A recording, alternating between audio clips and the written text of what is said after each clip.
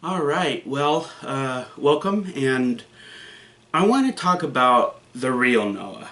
Um, Russell Crowe is starring in a new movie that's coming out soon about the prophet Noah. And Noah is a real person who really lived. And, movies, Hollywood takes a certain poetic license with the way that they film. And so I want to take a look at the real Noah. Um, I want to give the background to Noah. Noah was born in a time called the antediluvian period. And at this point in human history, men were living a lot older than we are now.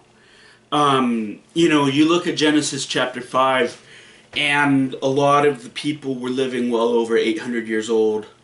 A lot of them in their 900s. Methuselah is the oldest recorded. And I want to emphasize that he's the oldest recorded. We don't know that Methuselah is the oldest person who ever lived, but he's the oldest recorded person who ever lived. And the world was very different in those days, obviously. I mean, if people are living longer like that, then something's different. So scientists believe that in the antediluvian period, that means before the flood, before the deluge of Noah, there was a canopy. This canopy was above the earth, and this was a canopy of water that deflected a lot of the UV light that comes into the earth. And that UV light is what is so destructive to our bodies that make it so hard for us to live long lives these days. But for the interested here on the antediluvian period, I'll have to refer you to other resources. Dr. Kent Hovind's got some great resources on the antediluvian period, and I would really encourage you to check those out to get more on the canopy theory. But I want to get back to Noah. I want to talk about who Noah is. In the movie, he's kind of a middle-aged man, and he's got a son and a daughter, and they're kind of young kids.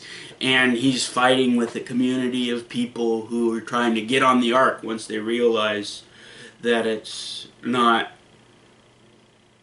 going to be good for the earth with this new thing called rain. You see, before the flood, there was no such thing as rain. God didn't have rain coming down from the heavens. The physics just weren't there for it yet. And so that's why it didn't rain yet, because the physics just weren't there yet. And physics really is just the sustainable miracles that God continues with, the natural laws that we can all measure and test and see. All these things are just sustained miracles that would be completely impossible without the power of God to sustain the laws, to sustain the phenomena that we see around the world. But I want to get into the text so that we can see who the real Noah is. In Genesis chapter 6, verse 1, it explains, "When human beings began to increase in number on the earth, and daughters were born to them, the sons of God saw that the daughters of humans were beautiful, and they married any of them they chose. Then the Lord said, 'My spirit will not contend with humans forever. They are mortal. Their days will be 120 years. Many biblical scholars believe that phrase, 120 years, is not referring to the lifespan of a person, but is a prophecy that, okay, in 120 years from the issuing of this decree, there is going to be a flood. Continuing on in verse 4, the Nephilim were on the earth in those days, And afterward, when the sons of God went to the daughters of humans and had children by them, they were the heroes of old, men of renown. And we get some of this in some of the ancient Greek myths. You've got Hercules, and you've got all these other great men of old who did wondrous things by our standards. And this is why they were able to do all these things of renown. Verse 5. The Lord saw how great the wickedness of the human race had become on the earth, and that every inclination of the thoughts of the human heart was only evil all the time. It's interesting that this is the reason why God's going to destroy the earth, because of our thoughts. You know, a lot of us think that, okay, we're basically good people. We haven't murdered, we haven't killed anybody. But verse 5 in Genesis chapter 6 is saying that God is going to destroy the world because of the thoughts of man. Because the thoughts of man are evil. You know, Romans 14:12 says that each of us is going to have to give an account to God one day. And for those of us who are saved, who know Jesus Christ, who know the forgiveness that is available to us because of the cross, this isn't a scary thing really, but it's something that we look forward to. And I'll be happy to explain a lot more about that later. Right now I want to get back to the text. So, the thoughts of the human heart was only evil all the time. In verse 6 of chapter 6, the Lord regretted that he had made human beings on the earth, and his heart was deeply troubled. So the Lord said, I will wipe from the face of the earth the human race that I have created, and with them the animals, the birds, and the creatures that move along the ground, for I regret that I have made them. So, there are consequences to our sin that go beyond our own human individuality. But there are consequences to our sin that extend to the animals, and to the very ground itself. That's why humans have this idea of there being a haunted house. Ooh, and it's scary, but, well, on the other hand, it's just a house. But there's that idea that the very ground is in some way infected by our skin, by our sin. Not our skin, our sin. And that's why it's very important that we take holiness seriously. Verse 8, but Noah found favor in the eyes of the Lord. This is the account of Noah and his family. That phrase, this is the account of Noah and his family. Many scholars, biblical scholars, believe that this phrase is an indication that Noah himself is now writing the text. That Noah himself is now saying, okay, this is the account. And we get that because this is the account of Noah and his family. So Moses, who compiled Genesis, is saying these are actually the words that Noah wrote. So we can trust these sources because they were eyewitness sources. Noah was a righteous man, blameless among the people of his time, and he walked faithfully with God.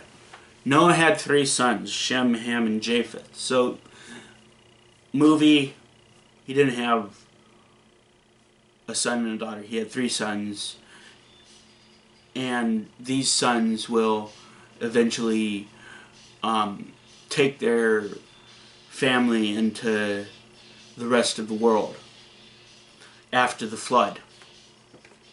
Alright, so I don't want to get too ahead of myself talking about the sons Shem, Ham, and Japheth taking their people all over the world. And that's where we get all these flood myths from all over the world, because these children will tell their children the stories of the flood, and so down through the ages we'll have all these flood legends and all these flood myths.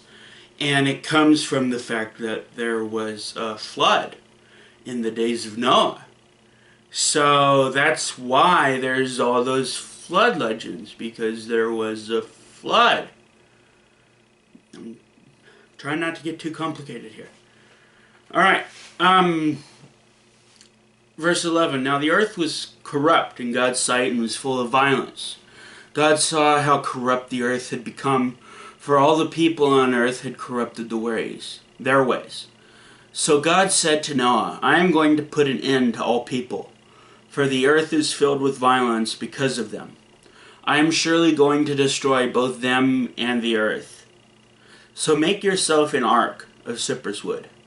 Make rooms in it and coat it with pitch inside. This is how you are to build it. The ark is to be 300 cubits long. A cubit is from the elbow to the tip of your finger. Make a roof for it, leaving below the roof of an opening 1 cubit high all around. Put a door in the side of the ark and make lower, middle, and upper decks. I'm going to bring floodwaters on the earth to destroy all life under the heavens, every creature that has the breath of life in it. Everything will perish. So, in the ark are going to be all these animals, and there are going to be a lot of animals that Noah's not going to need to bring, because they're fish, or they're insects, or they're things that can survive a flood no problem. A lot of plant life. Not going to be a problem for it to be uprooted, its seeds to spread out. In fact, the flood's going to help spread the seeds all over the world. But there are going to be certain animals that Noah is going to have to bring in the ark. In verse 18, God's continuing to talk, but I will establish my covenant with you, and you will enter the ark, you and your sons and your wife, and your sons' wives with you. So it's not like in the movie where the children are little. These sons already have wives with them. They've already started their families. And so it's not like Noah had little children when he went into the ark. In verse 19, you are to bring into the ark 2 of all living creatures, male and female, to keep them alive with you. 2 of every kind of bird, of every kind of animal, and of every kind of creature that moves along the ground will come to you to be kept alive. So, this word kind is very significant in this text. It's very significant. And it's significant because he's not talking about species. He's talking about dog kind, cat kind. There's only so many kinds of animals. Many of the scientific commentaries that I've seen talk about, while there are millions and millions of species of animals, you can narrow it down between 5,000 and 8,000 kinds of animals.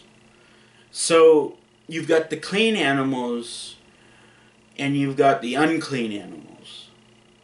Have we gotten there yet? No. So hold that thought. In verse 21, you are to take every kind of food that is to be eaten and store it away as food for you and for them. So you got to think ahead to what you're going to eat on the ark. And in verse 22, Noah did everything just as God commanded him. And we're going on to chapter 7 of Genesis. And the Lord then said to Noah, go into the ark, you and your whole family, because I have found you righteous in this generation. Take with you 7 pairs of every kind of clean animal, a male and its mate, and 1 pair of every kind of unclean animal, a male and its mate. And also 7 pairs of every kind of bird, male and female, to keep their various kinds alive throughout the earth. You know, again you see this phrase, kind, kind, kind. So God is not telling Noah, I don't know what's going on with my English today, but Noah. God's telling Noah he needs to take the different kinds of animals into the ark. This isn't going to be the kind of thing where you take millions and millions and millions of birds and millions and millions and millions of kinds of animals.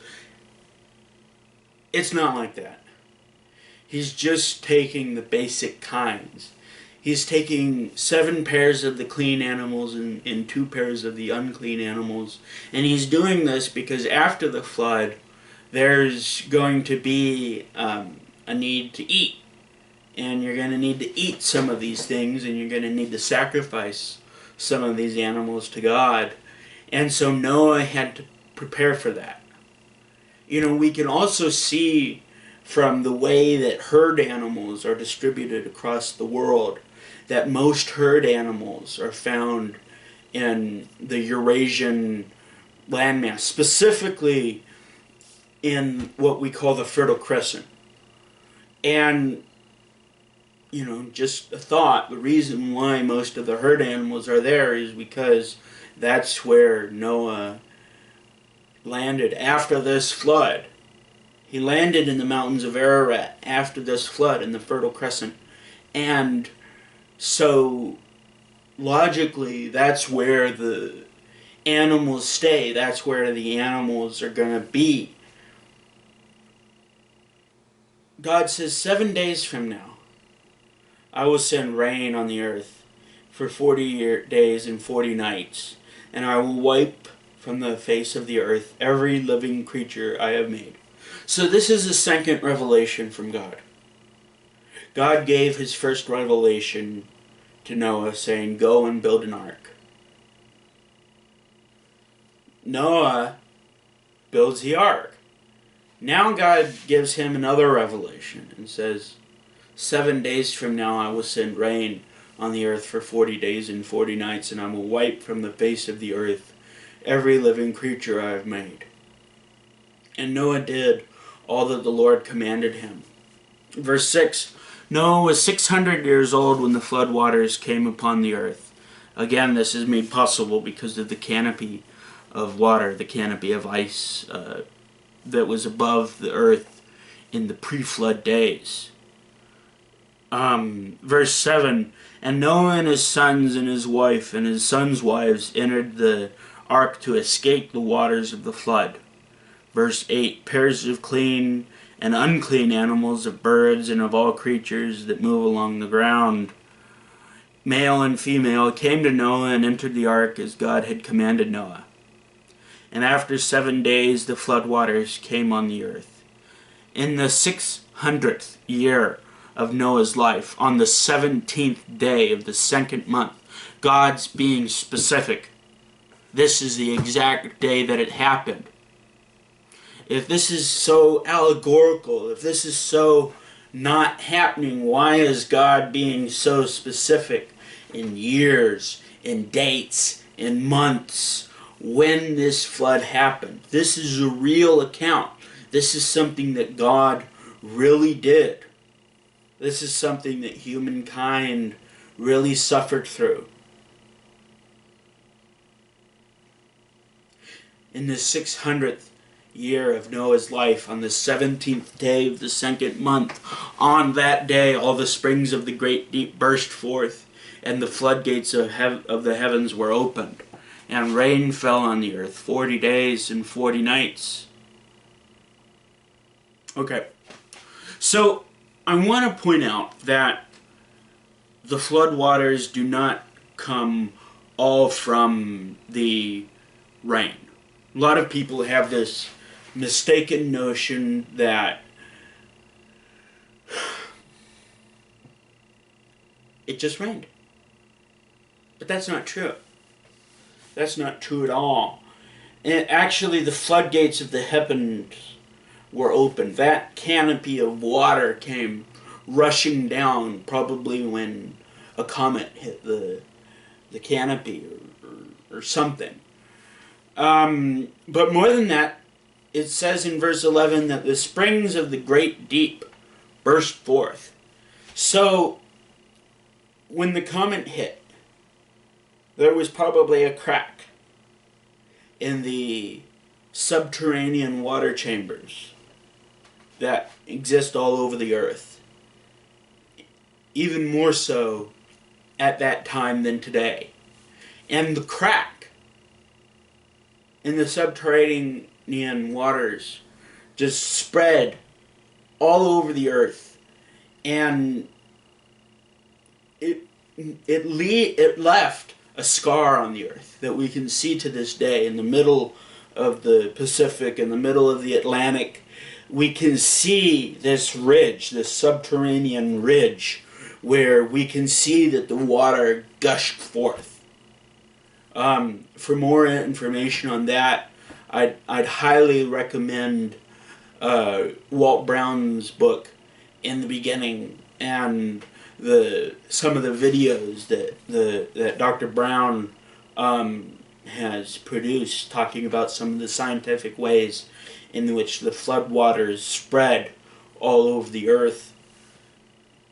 Verse 12, and rain fell on the earth 40 days and 40 nights.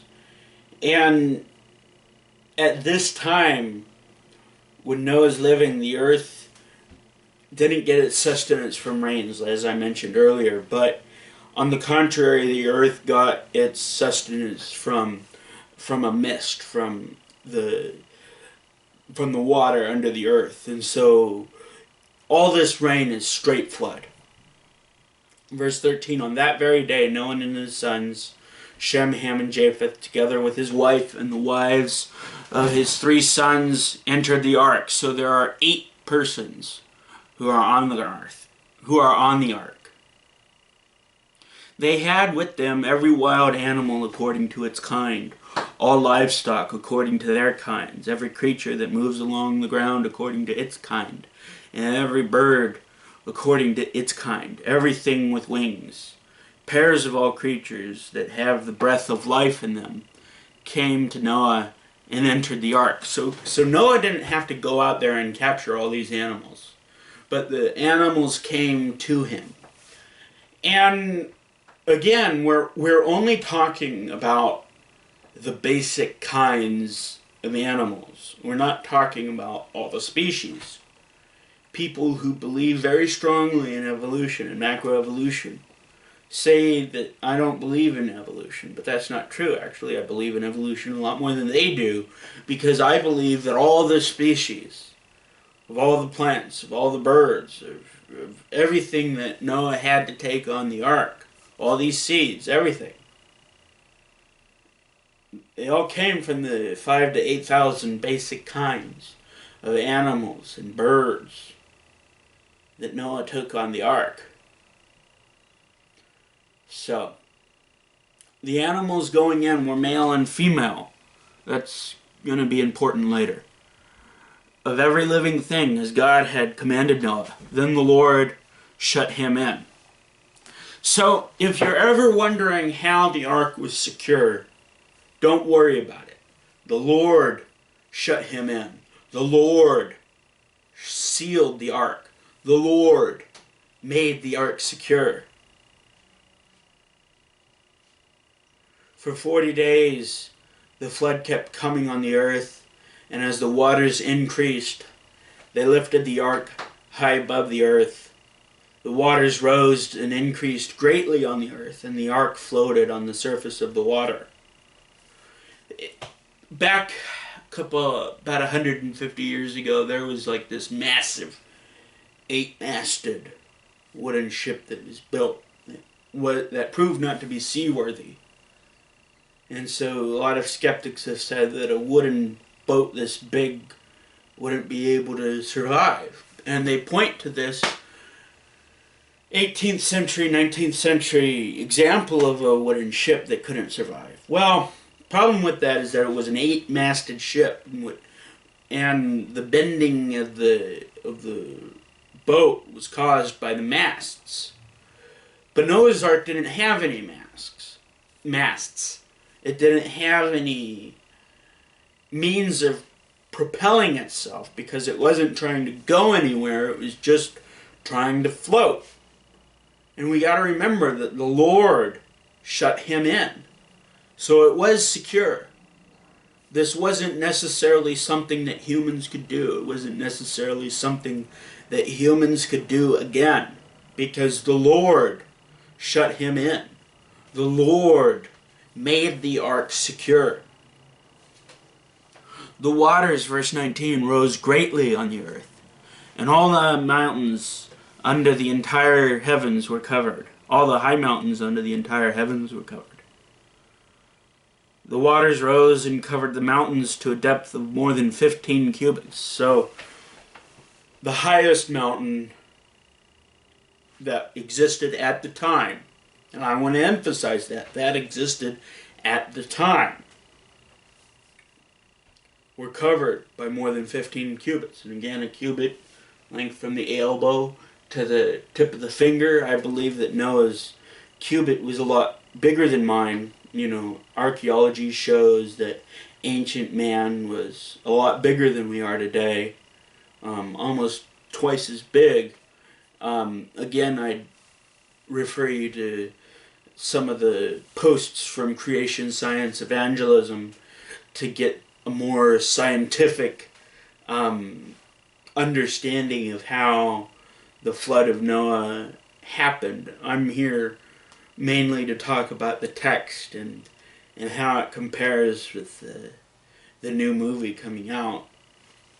Verse 21, every living thing that moved on the land perished, birds, livestock, wild animals, and all the creatures that swarm over the earth, and all mankind. Everything on dry land that had the breath of life in its nostrils died. Every living thing on the face of the earth was wiped out. People and animals and the creatures that moved along from the ground, and the birds were wiped out from the earth. Only Noah was left, and those with him in the ark. The waters flooded the earth for 150 days. So again, out of this passage, I want to remind the audience that only 8 people survived the ark. It wasn't 4 like in the movie, 8 people. But God remembered Noah, starting in chapter 8, Genesis, verse 1.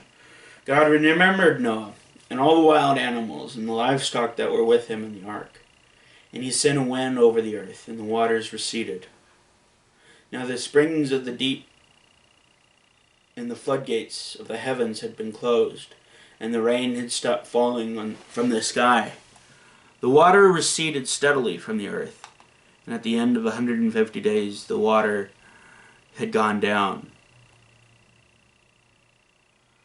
I'm gonna switch over for a second to the King James, because the NIV in this passage doesn't translate it as well as I'd like.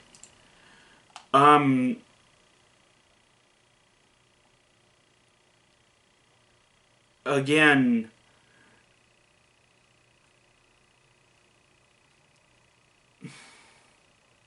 verse 2 from the King James, the fountains of the deep and the heavens were stopped, and the rain from heaven was restrained. Verse 3, and the waters returned from off the earth continually. That translation's a lot better, at least in terms of these verses. The floodwater receding created great violence on the earth. It wasn't a steady withdrawal as in the NIV. The King James translate this particular passage in a much better way, because it shows the violence of the moment a lot more accurately. Verse 3, and the waters returned from off the earth continually, and after the end of the 150 days the waters were abated. Verse 4,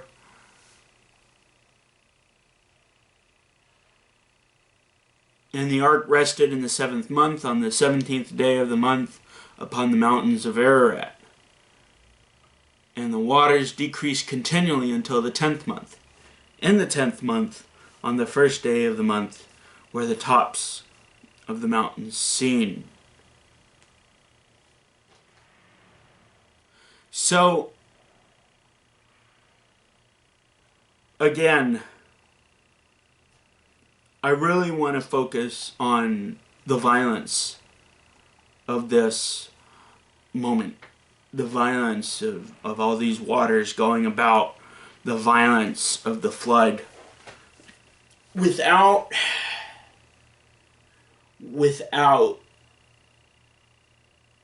having any soil to stop it.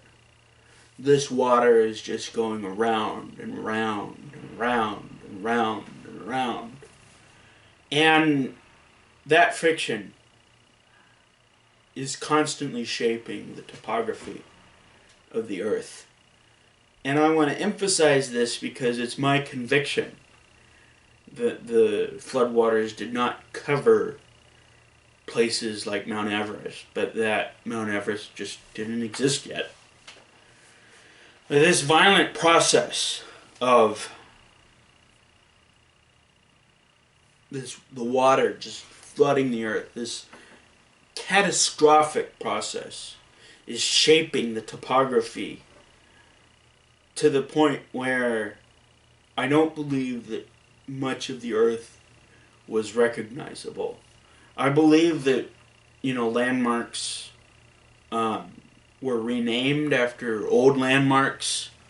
For instance, I believe that, Noah and his family, or perhaps their generations, go around saying, there was a Tigris and a Euphrates back in our day, so we'll rename this flood Tigris, we'll rename this one Euphrates.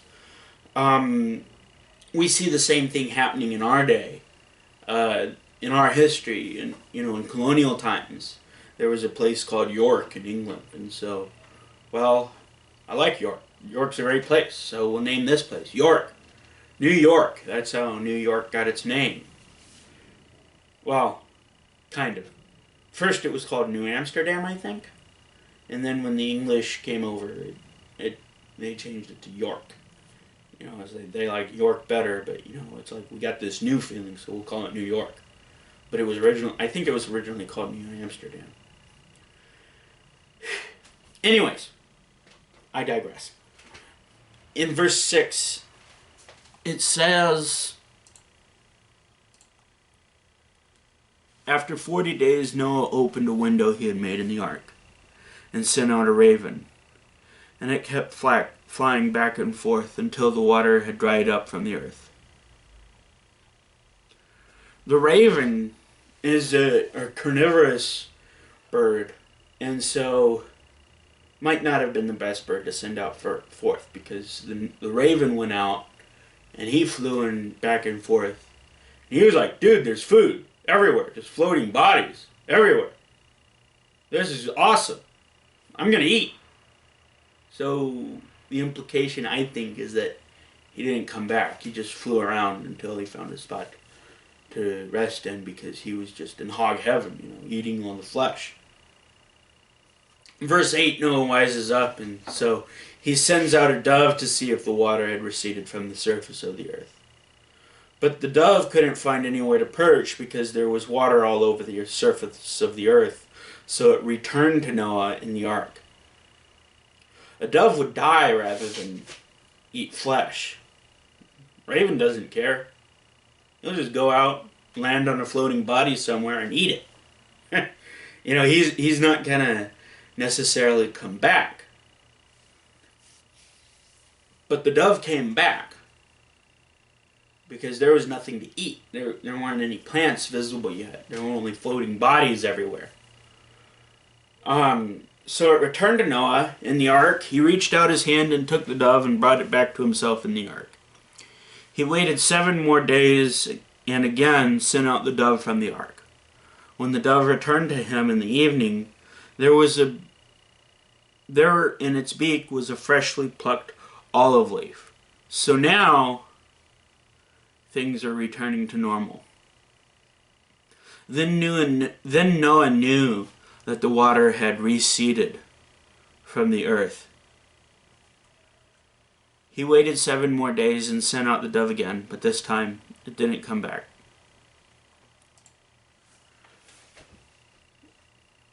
So, at this point, the flood's pretty much over. Verse 13, by the first day of the first month of Noah's 601st year, the water dried up from the earth. Noah then removed the covering from the ark and saw that the surface of the ground was dry. By the 27th day of the second month, the earth was completely dry. Again, I want to point out that these are very specific dates, that these are very specific points of reference, because this really happened, and the author of this account, who I believe is Noah, wants us to know that this really happened. And he wants us to know to the specific day, to the specific time that it happened. Then God said to Noah, come out of the ark, you and your wife, and your sons and their wives. Bring out every kind of living creature that is with you, the birds, the animals, and all the creatures that move along the ground, so they can multiply on the earth and be fruitful and increase in number on it. Verse 18, so Noah came out, together with his sons and his wife, and his sons' wives. Again, multiple sons, multiple wives. One son, each wife. Polygamy implications aren't here. Okay. All the animals and all the creatures that move along the ground and all the birds, everything that moves on the land, came out of the ark, one kind after another. Then Noah built an altar to the Lord, and taking some of all the clean animals and clean birds, he sacrificed burnt offerings on it. The Lord smelled the pleasing aroma and said in his heart, never again will I curse the ground because of humans. Even though every inclination of the human heart is evil from childhood, and never again will I destroy all living creatures as I have done. As long as the earth endures, seed time and harvest, cold and heat, summer and winter, day and night will never cease. Then God blessed Noah, beginning in chapter 9. And his sons, saying to them, be fruitful and increase in number and fill the earth. The fear and dread of you will fall on all the beasts of the earth, and on all the birds in the sky, on every creature that moves along the ground, and on all the fish in the sea that are given into your hands. So there aren't as many animals right now.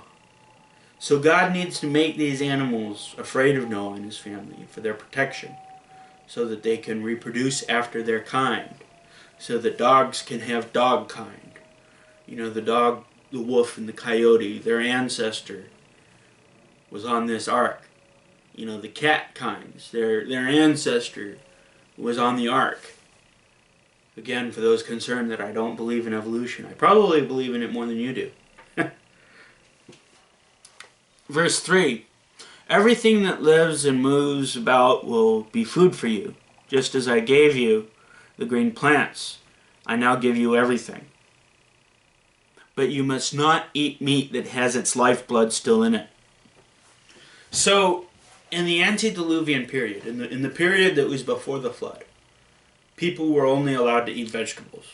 Now God's saying meat's okay to eat. I love meat. I ate bacon for breakfast, and I was grateful. Verse 9:5, chapter 9, verse 5. And for your lifeblood I will surely demand an accounting. I will demand an accounting from every animal, and from each human being too I will demand an accounting for the life of another human being. Whoever sheds human blood, by humans shall their blood be shed. For in the image of God has God made mankind. So God is now establishing capital punishment as his decree for those who would dare to shed the blood of another man. That's why it's important that we take care of murderers permanently so that they can't murder again. You know, I believe that they should be given a chance to repent. You know, give them 2 or 3 weeks to think about what they did. And then do it. As for you, be fruitful and increase in number, multiply on the earth and increase upon it. Go and have lots of kids. You know, then God said to Noah and his sons with him, I now establish my covenant with you and with your descendants after you, and with every living creature that was with you, the birds, the livestock, and all the wild animals, all those that come out of the ark with you, every living creature on earth. I establish my covenant with you. Never again will all life be destroyed by the waters of a flood. Never again will there be a flood to destroy the earth.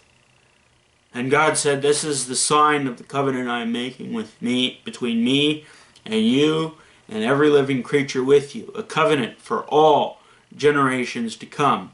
I have set my rainbow in the clouds, and it will be the sign of the covenant between me and the earth.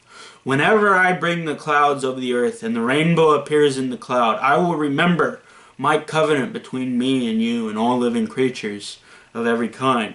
Never again will the waters become a flood to destroy all life. Verse 16, whenever the rainbow appears in the clouds, I will see it and remember the everlasting covenant between God and all the living creatures of every kind on the earth. So God said to Noah, this is the sign of the covenant I have established between me and all life on the earth. So the rainbow's a powerful symbol of promise that comes because of the deluge, that comes because of the flood.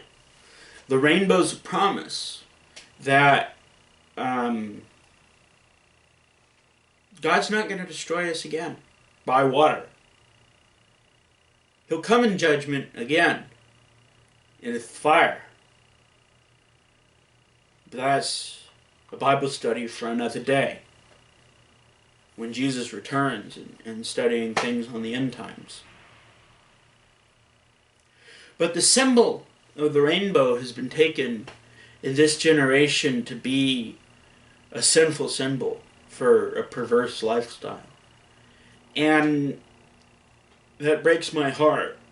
But at the same time, we need to remember that the God of love who sent his Son to die for us while we were still sinners, that's how much he loved us while we were still sinners. And so when we see people who use the rainbow for their sinful lifestyle, we shouldn't hate them. We should love them and want to see them saved and set free from their sin. We shouldn't want to see them destroyed. We shouldn't want to see any wicked destroyed. We shouldn't want to see any wicked go to hell. That's why we should be determined to spread the word of God's truth, to spread the word of the Bible that contains the revelation, that contains the inspiration from the words that truly come from God. It's my prayer that you will appreciate the story of the real Noah, and that by looking at the real Noah, you too will come to a greater appreciation for the love that God has for all mankind, most fully through his Son, Jesus Christ. God be with you. Have a good day. Have a good night. Whatever it is when you're watching this, God bless.